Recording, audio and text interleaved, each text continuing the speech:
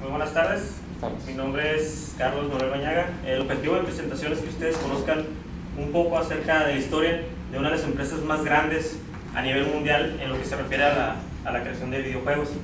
Yo sé que aquí en esta sala muchos o en su niñez tuvieron un Nintendo, un videojuego, o uno de sus hijos tiene algún Nintendo o alguno de sus parientes tiene algún Nintendo. ¿Por qué? Porque esta es una empresa mundial. Pero vamos a ver cómo empezó todo esto, ¿no? El inicio. En 1889, Nintendo era una empresa que se dedicaba a hacer cartas, unas cartas que se llamaban Unafada. Estas cartas eran muy famosas en Japón. ¿Cómo se jugaban? Eran básicamente, se hacían pares y la persona que tenía la mayor cantidad de pares era la persona que ganaba. Eran unas cartas muy famosas, tan así que una de las mafias de Japón, la Yakuza, usaba estas cartas para sus negocios, para hacer negocios sucios y todo ese tipo de cosas. Más sin embargo, Nintendo, en su afán por crecimiento, quiso salirse de ese país y quiso explorar otros mercados.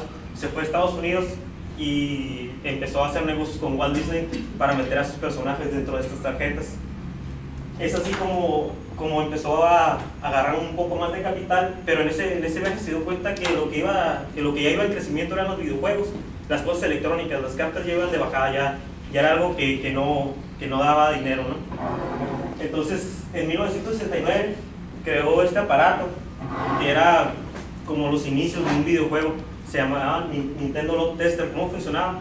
Una persona lo tomaba de una extremidad, la otra persona lo tomaba de la otra extremidad, y estaba bien loco, ¿no? Porque se agarraban y si había una descarga, quería decir que no era afín una persona con la otra, entonces no había amor, ¿no? Y si no había una descarga, quería decir que sí era afín la pareja una con la otra. Ese fue el inicio, ¿no? ¿Cómo se fue desarrollando? Ahora sí, ¿cómo viene el cambio para esta empresa? Es algo bien chistoso, fíjense, porque muchas veces pensamos que la empresa se tiene que aferrar a yo lo tengo que hacer, yo lo tengo que fabricar para que sea mi logro. Esta empresa dijo, ¿sabes qué? Si lo que está pegando son los videojuegos y yo no tengo la capacidad para fabricarlos, entonces me los voy a traer de Estados Unidos. Se trajo este videojuego, que fue el TV Game Color. Este videojuego se lo trajo de Estados Unidos, se lo empezó a comercializar en Japón, y fue así como se hizo del gran capital que en ese momento se requería para concentrar a todas las grandes mentes para hacer los videojuegos que ya después fuimos conociendo cada uno de nosotros, ¿no?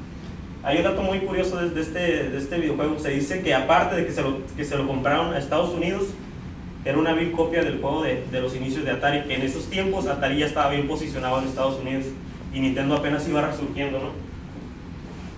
Ahí, no, para que chequen ahí el dato de Atari, ¿no? Es importante porque al final vamos a preguntar algo de eso. ¿Tienen alguna duda hasta aquí? ¿Algo que quieran participar?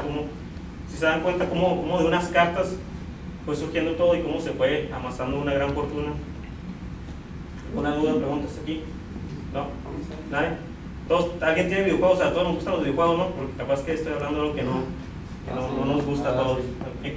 ¿Cómo fue el éxito de esta empresa? Ya en 1981 Nintendo creó un videojuego. Fíjense ahí la ayuda visual. Yo creo que todos conocimos las tremendas maquinitas, ¿no? Por nuestra edad, o muchos ya nos dimos cuenta que aquí es un videojuego clásico, ¿no? Ya todos lo reconocimos. Nintendo creó un videojuego famoso llamado Donkey Kong.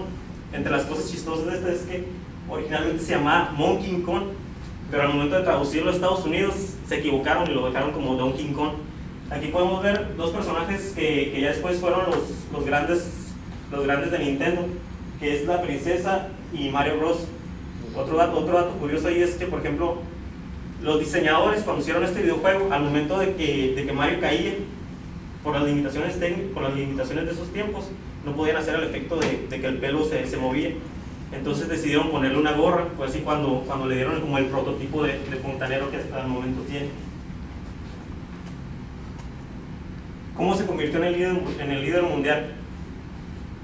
Yo les puedo hablar mucho de esto porque básicamente pues fue mi época dorada, ¿no? En ese tiempo pues todos querían tener un Nintendo.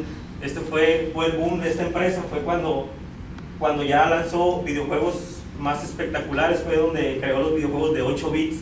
A lo mejor ustedes dicen, no, un videojuego de 8 bits pues lo voy a traer en un celular viejo, ¿no? Ni siquiera en un celular nuevo. pero para esa época era algo espectacular. Creó los videojuegos de 8 bits. El aparato venía con más opciones de juego, como era un zapper, lo que era la pistola, dos controles y opciones a más controles.